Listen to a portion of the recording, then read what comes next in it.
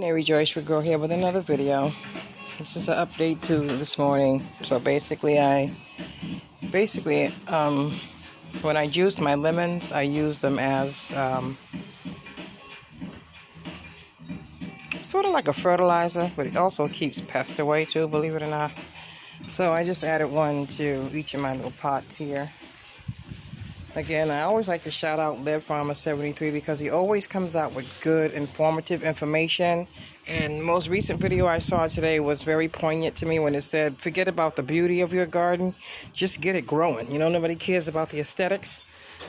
And so hence, that's why you have a bunch of pots, just because I don't have much room. And so I want these things to be close to me so that when I walk out my front door, it's easy for me to have access to them, to water them, to inspect them, and all that good stuff. So I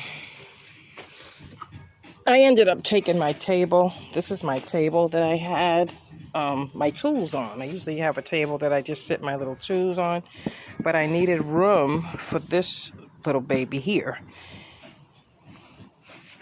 Excuse me. This is allergy season, everybody knows. Excuse me again.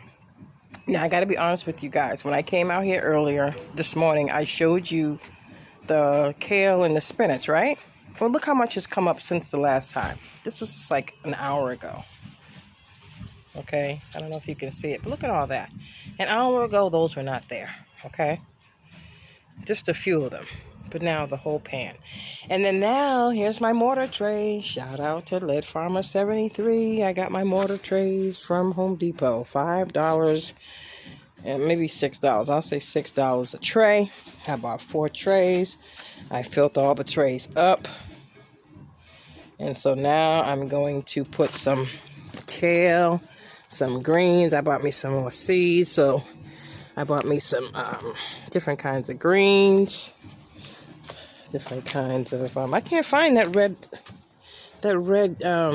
mustard greens. As a matter of fact, I haven't found any mustard greens at all. Only thing I can find in the store is kale. Okay. One thing I do need to do is give myself access to that tray. So I have to move these 3 pots because they're kind of in the way. But we'll figure out a space for them. I ended up moving the lettuce over here next to the rock mint. And you all know we call this rock mint because she's growing in a pot of rocks. No water, no, if she's getting any water, it's residual rainwater, but she has no dirt. So I don't know what made her do that, but she did. This fern piece, I told you guys, she was dying when we got her. And now she's thriving just amazingly back here. So that's her spot. Doesn't get moved. And then Miss Mint piece here, that's her spot. She's in a garbage pail. And did I buy this mint? It says spearmint here, so I must have purchased her and put her in there. So here she is. I got that from Sprouts. Glad I saved the label. Yeah, so I got a little bit more